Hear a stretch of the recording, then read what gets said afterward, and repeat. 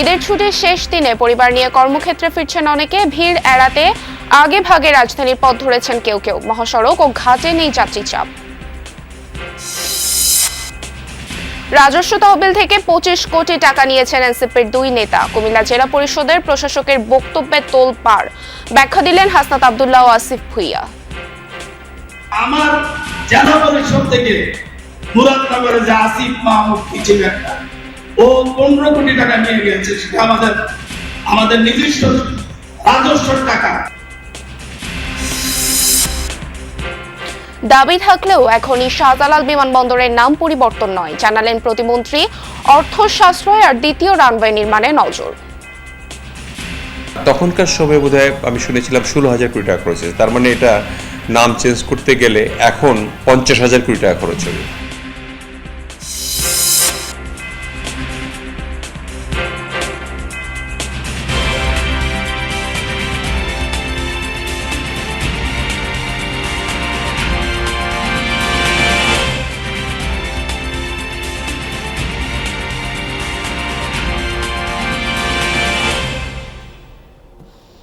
আমন্ত্রণ যমুনা নিউজে আপনাদের সঙ্গে আছি আমি স্নিগ্ধ পুরবী। এতক্ষণ শিরোনাম দেখছিলেন, এবারে জানিয়ে দিব পুরো খবর। দর্শক, শুরুতেই জানবো ঈদযাত্রার খবর।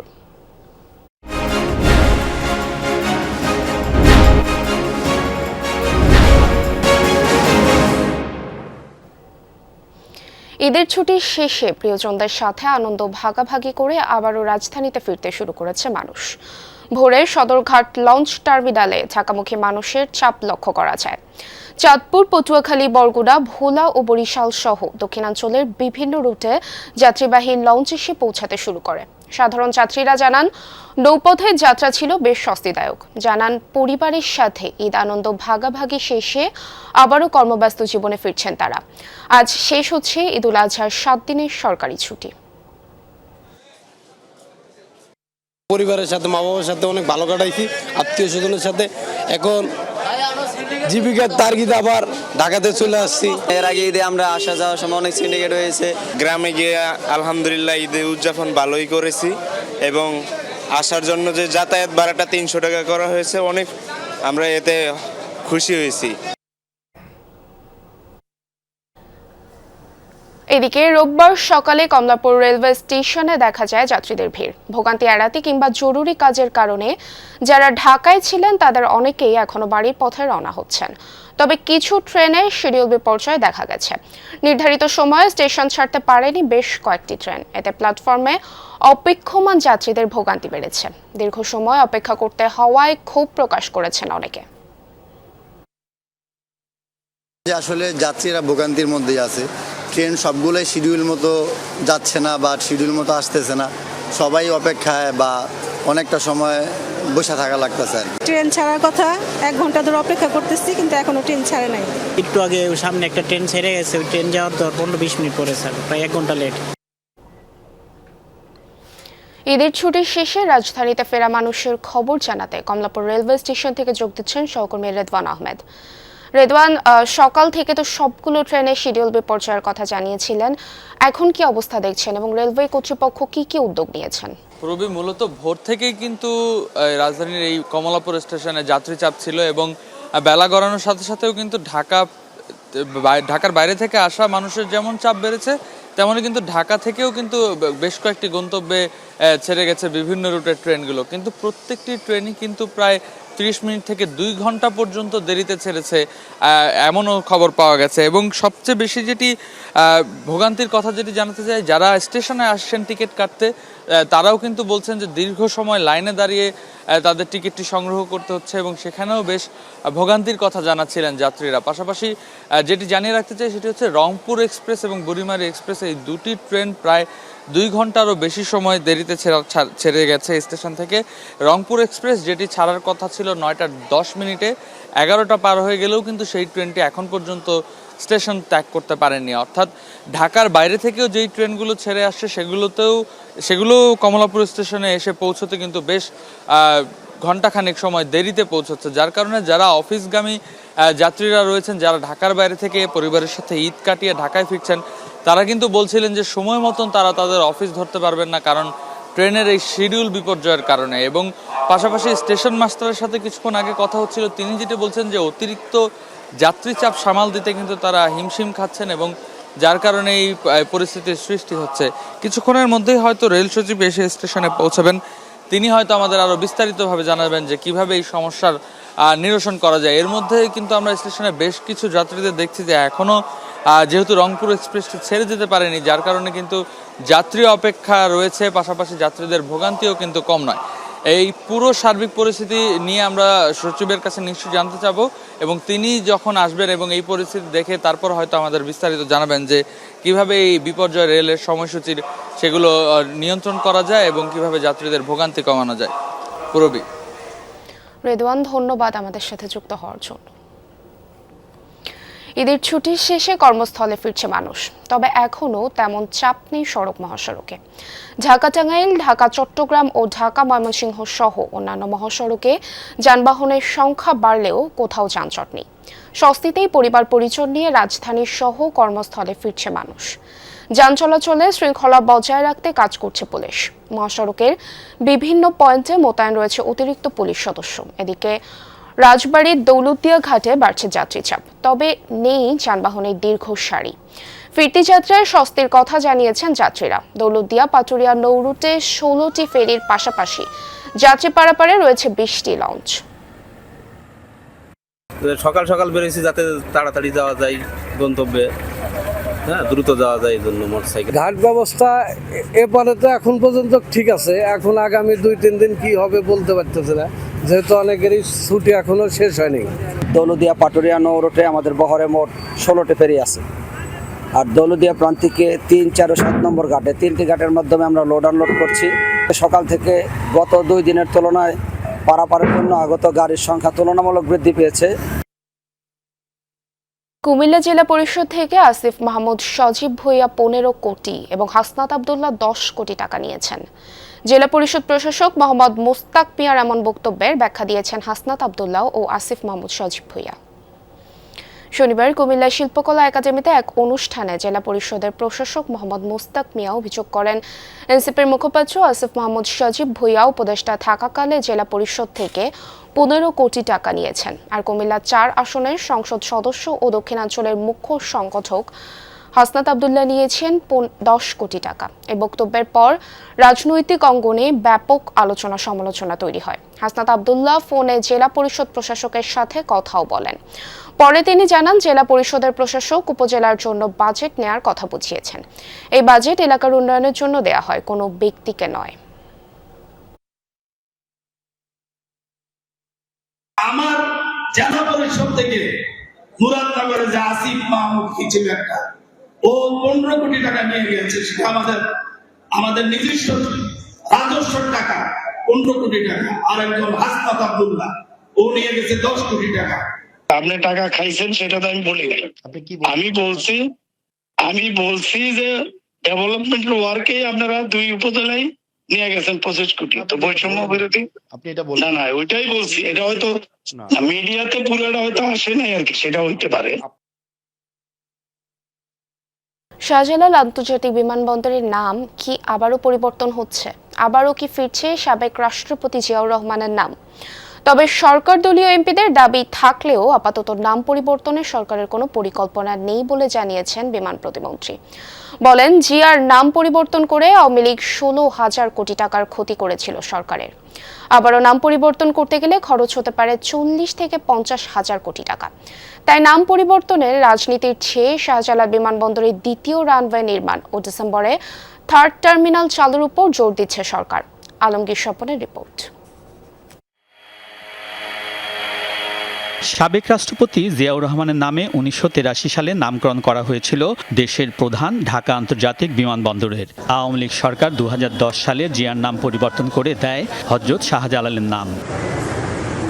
গণ অভ্যুত্থানে আওয়ামী লীগ সরকারের পতনের পর ত্রয়োদশ জাতীয় সংসদ নির্বাচনে জিতে ক্ষমতায় বিএনপি। সরকার দলীয় সংসদ সদস্যদের অনেকের দাবি, শাহজালাল আন্তর্জাতিক বিমানবন্দরের নাম পরিবর্তন করে জিয়াউর রহমানের নামে নামকরণের। আমাদের অনেক সংসদ সদস্যরা বলেছেন, প্রস্তাবটা তুলেন, কিন্তু আপনারা তো জানেন মাননীয় প্রধানমন্ত্রী সাশ্রয়ী একটা ব্যক্তি। মনে হয় না তিনি রাজি হবেন কি হবেন না। এটা বিমান প্রতিমন্ত্রী জানান, আওয়ামী লীগ জিয়াউর রহমানের নাম পরিবর্তন করে শাহজালাল রাখায় সে সময় সরকারের প্রায় 16,000 কোটি টাকা ক্ষতি হয়েছিল। আন্তর্জাতিক নথিপত্র, বিমানবন্দরে সিগন্যালিং সহ কয়েকটি ক্ষেত্রে সংশোধনের জন্য এই পরিমাণ অর্থের অপচয় হয়েছিল। তখনকার সময় বোধহয় আমি শুনেছিলাম 16,000 কোটি টাকা খরচ হয়েছে। তার মানে এটা নাম চেঞ্জ করতে গেলে এখন 50,000 কোটি টাকা খরচ হবে। কারণ এই নামগুলি প্রত্যেকটি এয়ারপোর্টের, ইন্টারন্যাশনাল এয়ারপোর্টের প্রত্যেকটা কাগজ চেঞ্জ করতে হয়। সিগন্যালিং বিষয়গুলি আছে, কোথায় নামছে কোন এয়ারপোর্টের। তাই নাম পরিবর্তনের রাজনীতিতে না জড়িয়ে শাহজালাল আন্তর্জাতিক বিমানবন্দরের আধুনিকায়নে জোর দিতে চায় সরকার। দ্বিতীয় রানওয়ে নির্মাণ করে বাড়াতে চায় আন্তর্জাতিক ফ্লাইটের সংখ্যা। সেকেন্ড রানওয়ে করার জন্য আমার প্রস্তাব ক্যাবিনেটে রাখবো, মাননীয় প্রধানমন্ত্রীকে বলবো। 2টা রানওয়ে করলে আপনার ফ্লাইটের সংখ্যাটা বাড়ানো যায়, 100-150 ফ্লাইট ইজিলি আমরা করতে পারি। তাতে করে আমি ইনকাম বাড়তো, সিভিল এভিয়েশনের ইনকাম বাড়তো। শাহজালাল আন্তর্জাতিক বিমানবন্দরে দীর্ঘ প্রতীক্ষিত থার্ড টার্মিনাল চালুর উপরও জোর দিচ্ছে সরকার। বিমান প্রতিমন্ত্রী জানান, বিজয় দিবসে প্রধানমন্ত্রী এই টার্মিনাল উদ্বোধন করবেন। বিজয় দিবসে সেটা উদ্বোধন করতে যদি পারি তাহলে আমাদের জন্য খুবই একটা চমৎকার বিষয় হবে। যে আলমগীর স্বপন, যমুনা নিউজ, ঢাকা। এবং মাননীয় প্রধানমন্ত্রী জনাব তারেক। পবিত্র হজ পালন শেষে দেশে ফিরছেন হজযাত্রীরা। হজ ফ্লাইটের আজ দ্বিতীয় দিন। এ বিষয়ে বিস্তারিত জানাতে হযরত শাহজালাল আন্তর্জাতিক বিমানবন্দর থেকে যোগ দিচ্ছেন সহকর্মী লাভলি বিথি। বিথি, আজ হজের ফিরতি ফ্লাইট আছে কতটি এবং কতজন হাজি আজ দেশে ফিরবেন, বিস্তারিত জানাবেন। আজকে প্রায় 5,500-এর ওপরে হাজি দেশে ফিরবেন। এর মধ্যে এইটি হচ্ছে দ্বিতীয় ফ্লাইট। সকালে বিমান বাংলাদেশ এয়ারলাইন্সের একটি ফ্লাইট ছিল 8টার দিকে, এবং এখন যে ফ্লাইটটি এসেছে সেটা হচ্ছে ফ্লাইনাস। এখানে প্রায় 500-এর মতো হজযাত্রী ছিলেন এবং তারা ধীরে ধীরে চেক আউট করে বের হয়ে আসলেন। কয়েকজনের সাথে কথা বলছিলাম আমরা, নারী পুরুষ উভয়ের সাথেই। এখনও পর্যন্ত তেমন বড় ধরনের কোনো অভিযোগ কিন্তু আমরা পাইনি। প্রত্যেকেই বলছিলেন সরকারের ব্যবস্থাপনায় তারা সন্তুষ্ট, যে এজেন্সির মাধ্যমে তারা গিয়েছিলেন, যে প্রতিশ্রুতি তারা দিয়েছিল মোটামুটি সব কিছুই ঠিকঠাক ছিল। ছোটোখাটো 2-1টি যে অভিযোগ বলছিলেন যে তাঁবু থেকে আরাফার দূরত্ব, মিনার দূরত্ব, মুদাব্বির যেখানে থাকে, অর্থাৎ ওই জায়গাগুলো গাড়িটা যদি একটু বাড়ানো যায় এবং হোটেলটা যদি আরেকটু ভালো করা যায় তাহলে সেটা আরও ভালো হয়। তবে বললেন যে হজে গিয়েছেন এইটুকু কষ্ট, এইটুকু তারা মেনে নিয়েছেনই, তবে এই দিকটায় গুরুত্ব দিলে ব্যবস্থাপনা আরও ভালো হবে। সব কিছু মিলিয়ে কোনো অভিযোগ, আসলে বড় কোনো অভিযোগ তেমন নেই। বললেন যে নিজের পরিবারের জন্য, সেই পরিবারের জন্য, পরিবারের স্বজন যারা আছে তাদের সুস্থতার জন্য দোয়া করেছেন। দেশের জন্য যে রাজনৈতিক পরিস্থিতি, যে অস্থিরতা, এই সব কিছু যেন কেটে যায়, সুখে শান্তিতে যেন দেশের মানুষ থাকে, পরিজন নিয়ে যেন সুখে শান্তি থাকতে পারে, এবং নিজের যে গুণাগুলো ছিল সেই গুণাগুলো মাফ চেয়েছেন তারা। তো সব কিছু নিয়ে বলা যায় যে বলছিলেন যে একাধিকবার যারা হজ করেছেন এমনও আছেন, বলছিলেন যে গতবার বা তার আগের বারে যেই সমস্যাগুলো ছিল এবার তার তুলনায় সমস্যাগুলো একটু কম। পুরোপুরি ধন্যবাদ বিথি আমাদের সাথে যুক্ত হওয়ার জন্য। দেশে গত কয়েক মাস ধরে বেড়েছে হামের প্রাদুর্ভাব। এরই মধ্যে মারা গেছে 600-র কাছাকাছি মানুষ। রাজধানীর হাম পরিস্থিতি জানাতে মহাখালীর ডিএনসিসি কোভিড হাসপাতাল থেকে যোগ দিচ্ছেন সহকর্মী রাব্বি হোসেন। যাচ্ছি তার কাছে। রাব্বি, হাসপাতালে এখন হাম আক্রান্ত রোগীর চাপ কেমন দেখছেন, কি বলছেন চিকিৎসকরা? পূর্বে মহাখালীর ডিএনসিসির এই হাসপাতালে সকাল থেকে 35 জনেরও বেশি হামে আক্রান্ত হয়ে এবং উপসর্গ নিয়ে এখানে চিকিৎসা নিতে এসেছেন। পাশাপাশি সকাল থেকে এখন পর্যন্ত 8 জন শিশু এই হাসপাতালে ভর্তি হয়েছেন। আমরা হাসপাতাল কর্তৃপক্ষের সঙ্গে কথা বলেছিলাম, তারা আমাদেরকে বলেছেন যে শিশুদের যে নিরাপত্তা রয়েছে, শিশুদের চিকিৎসার নিরাপত্তার জন্য ওয়ার্ডে গণমাধ্যমের উপস্থিতি তারা সীমিত করেছেন।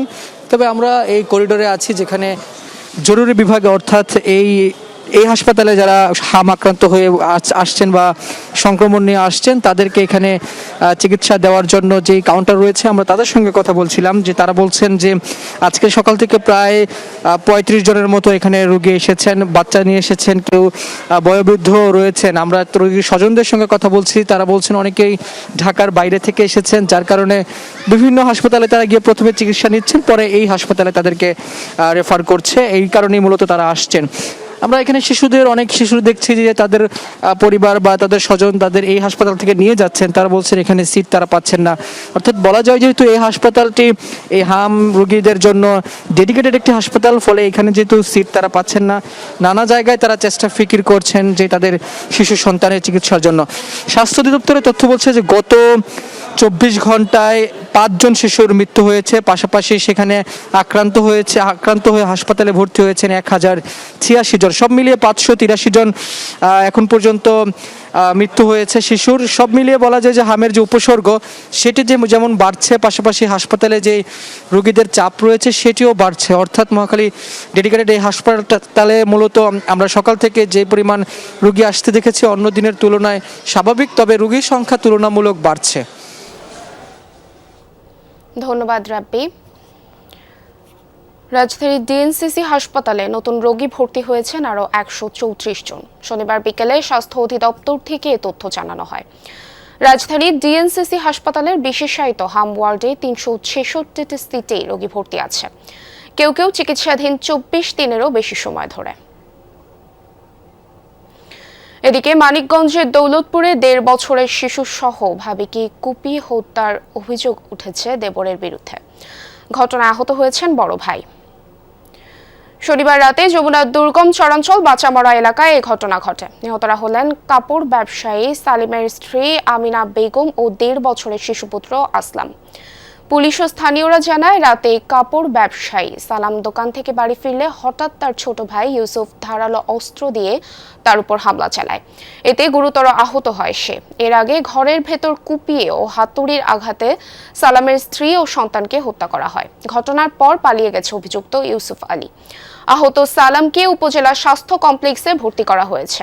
মরদেহের পাশ থেকে একটি রক্তমাখা দা ও হাতুড়ি উদ্ধার করেছে পুলিশ। পারিবারিক কলহের জেরে এ হত্যার ঘটনা ঘটতে পারে ধারণা পুলিশের। এদিকে মধ্যরাতে সদরের কৃষ্ণপুর এলাকায় এক যুবককে কুপিয়ে হত্যা করেছে দুর্বৃত্তরা।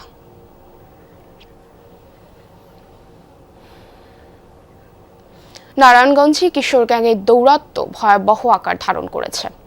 মাদক ব্যবসা নিয়ন্ত্রণ, ছিনতাই, ডাকাতি, চুরি সহ বিভিন্ন অপরাধে জড়িয়ে পড়েছে তারা। সচেতন নাগরিকরা বলছেন রাজনৈতিক পৃষ্ঠপোষকতার কারণে কিশোর গ্যাংয়ের সদস্যরা বেপরোয়া হয়ে উঠছে। পুলিশ বলছে কঠোর আইন প্রয়োগের পাশাপাশি প্রয়োজন সামাজিক প্রতিবাদ ও অভিভাবকদের সচেতনতা।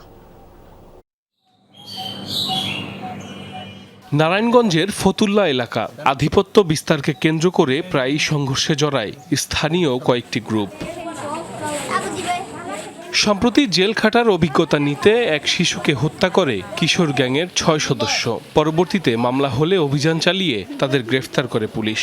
জিজ্ঞাসাবাদের বরাত দিয়ে পুলিশ জানায় অভিযুক্তরা দীর্ঘদিন ধরে ফতুল্লা রেল স্টেশন এলাকায় আড্ডা দিত। এক পর্যায়ে তাদের মধ্যে কৌতূহল জাগে কিভাবে জেল খাটার অভিজ্ঞতা নেওয়া যায়। পরে হত্যার সিদ্ধান্ত নেয় তারা। সম্প্রতি কিশোর গ্যাংয়ের সদস্যদের দ্বারা হামলার শিকার হন র্যাবের 4 জন সদস্য। পুলিশকে পিটিয়ে শটগান ছিনতাইয়ের ঘটনাও ঘটিয়েছে তারা। পুলিশের তথ্য মতে গত 1 বছরে নারায়ণগঞ্জে 12টি হত্যাকাণ্ড সংঘটিত করেছে কিশোর গ্যাংয়ের সদস্যরা। এসব ঘটনায় মামলাও হয়েছে অর্ধশতাধিক। দিন দিন তাদের দৌরাত্ম্য বাড়তে থাকায় উদ্বিগ্ন স্থানীয়রা। সবচেয়ে বড় ব্যাপার হিতাহিত কম, জ্ঞান কম, ছোট মানুষ, তারা আসলে মানে ক্রিয়া এবং প্রতিক্রিয়া বিষয়টা বুঝে না। মাদকাসক্ত নিয়েই তারা তাদের পরিবার যেমন শেষ করছে, তারা তাদের সমাজের এটাকে একটা খারাপ রূপ ধারণ করছে। রাজনৈতিক দলগুলো তাদের স্বার্থে এই গ্যাং এই কালচারটাকে তৈরি করেছে। সচেতন নাগরিকরা বলছেন বয়স কম এবং রাজনৈতিক ছত্রছায়ায় থাকায় সহজেই জামিন মিলছে কিশোর অপরাধীদের। কিশোর গ্যাংদের আদালতে হাজির করলে কিশোরদেরকে সংশোধনাগারে পাঠানো হচ্ছে। কেমন সংশোধনাগার? ওখান থেকে এসে আরও বেশি তাদের অপতৎপরতা চলে, আরও বেশি সন্ত্রাসী কার্যকলাপে জড়িয়ে পড়ে। রাজনৈতিক নেতৃবৃন্দের প্রশ্রয়ের কারণে আজকে এই কিশোরকে মাথাচাড়া দিয়ে উঠেছে। ভয়াবহ অবস্থা। পুলিশ বলছে যে কোনো অন্যায় রুখতে ব্যাপক তৎপরতা রয়েছে তাদের। তবে কঠোর আইন প্রয়োগের পাশাপাশি প্রয়োজন সামাজিক প্রতিবাদ ও অভিভাবকদের সচেতনতা।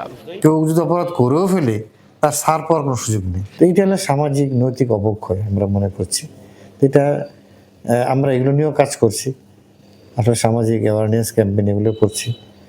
তারপর আমাদের রেগুলার পুলিশিং তো আছেই। পুলিশ এবং অন্যান্য আইন শৃঙ্খলা বাহিনীগুলি খুবই অর্গানাইজড ওয়েতে এখন এই অপারেশনগুলো করছে এবং আশা করি আমাদের এই আইন শৃঙ্খলা পরিস্থিতির উন্নতি আপনারা খুব শীঘ্রই দেখতে পাবেন। টহল থেকে শুরু করে অন্যান্য যে বিষয়গুলি আছে সেই জায়গাগুলি এই যৌথ বাহিনী মুভ করছে এবং আমরা একটা মোটামুটি একটা ইয়ে করেছি যে 2 ধরনের সাদা পোশাকের যে অপারেশনগুলো তার সাথে পোশাকি পুলিশ সব মিলিয়েই আমরা এখন একটা কম্বাইন অপারেশনে সবসময় থাকবো।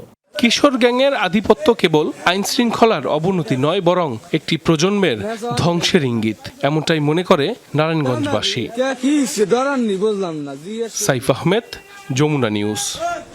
পশ্চিমবঙ্গে তৃণমূল কংগ্রেসের নেতা অভিষেক ব্যানার্জির ওপর ডিম, জুতা ও পাথর নিক্ষেপের ঘটনায় তুঙ্গে উত্তেজনা। হামলার ঘটনায় বিজেপিকে দায়ী করছেন তিনি। ক্ষমতাসীনদের হুমকির কারণে হাসপাতালেও চিকিৎসা মেলেনি বলে অভিযোগ করেছেন রাজ্যের সদ্য সাবেক মুখ্যমন্ত্রী মমতা ব্যানার্জি। নিন্দা জানিয়েছেন কংগ্রেস নেতা রাহুল গান্ধী, আম আদমি প্রধান অরবিন্দ কেজরিওয়াল সহ বিরোধী দলীয় নেতারা। যদিও দায় অস্বীকার করে বিজেপির দাবি জনরোষের শিকার হয়েছেন মমতা ব্যানার্জির ভাইপো অভিষেক। ভোট পরবর্তী সহিংসতার শিকার পরিবারের সাথে দেখা করতে গিয়ে নিজেই আক্রান্ত হলেন তৃণমূল কংগ্রেসের সর্বভারতীয় সাধারণ সম্পাদক অভিষেক ব্যানার্জি। শনিবার পশ্চিমবঙ্গের সোনারপুরে নিহত টিএমসি কর্মীর বাড়িতে ঢোকার পথে বিক্ষোভের মুখে পড়েন রাজ্যের সদ্য সাবেক মুখ্যমন্ত্রী মমতা ব্যানার্জির ভাইপো। চোর চোর স্লোগান থেকে এলোপাতাড়ি মারধর, এমনকি ডিম, জুতা ও পাথর ছোড়া হয় তার দিকে। ছিঁড়ে যায় শার্ট, ভেঙে যায় চশমা। ক্রিকেটের হেলমেট মাথায় দিয়ে কোনো রকমে এগিয়ে যান। বিধ্বস্ত অবস্থায় নিহত দলীয় কর্মীর বাড়িতে প্রবেশ করেন। অভিযোগের তীর ছোড়েন বিজেপির দিকে।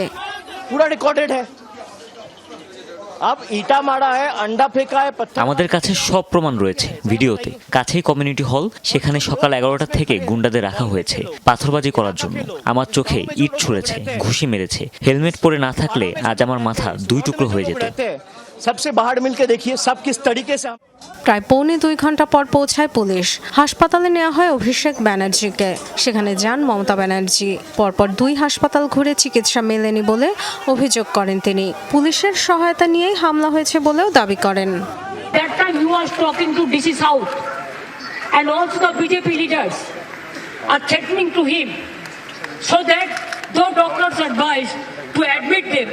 They should not admit Abhishek Banerjee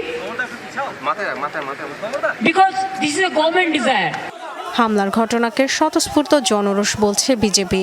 দাবি এতে তাদের দলের কেউ যুক্ত নয়। যারাই এই কাজ করেছে ভুল করেছে। আমরা বরাবরই জনতাকে আইন হাতে তুলে না নিতে বলেছি, কিন্তু আজ যা ঘটেছে তার জন্য অভিষেক ব্যানার্জি নিজেই দায়ী। এটা গণমানুষের আক্রোশ। জনগণকে আপনারা জুতার তলায় দাবিয়ে রেখেছিলেন। কেমন রাজনীতি করেছেন আপনি অভিষেক ব্যানার্জি, যে ডিম ছুঁড়ে মারা হচ্ছে? स्पेशली आप कि आज सड़ा हुआ अंडा आपके ऊपर फेंका जा रहा है। সোনারপুরে অভিষেকের উপর হামলার ঘটনায় নিন্দা জানিয়েছে কংগ্রেস সহ বিরোধী দলগুলো। পশ্চিমবঙ্গের আইন শৃঙ্খলা পরিস্থিতি নিয়ে প্রশ্ন তুলেছেন আম আদমি পার্টির প্রধান অরবিন্দ কেজরিওয়াল। Dorothy Tasrin, Jamuna news. আফগানিস্তানের পূর্বাঞ্চলীয় লাগমান প্রদেশে শরণার্থীদের বহনকারী একটি ট্রাক উল্টে অন্তত 22 জনের প্রাণ হারিয়েছে। আহত অন্তত 36 জন। শনিবার ভোরে কারগাই জেলার সুরখাকান এলাকায় এই দুর্ঘটনা ঘটে। প্রাদেশিক পুলিশের তথ্য অনুযায়ী চালক নিয়ন্ত্রণ হারালে ট্রাকটি সড়ক থেকে ছিটকে গিয়ে উল্টে যায়।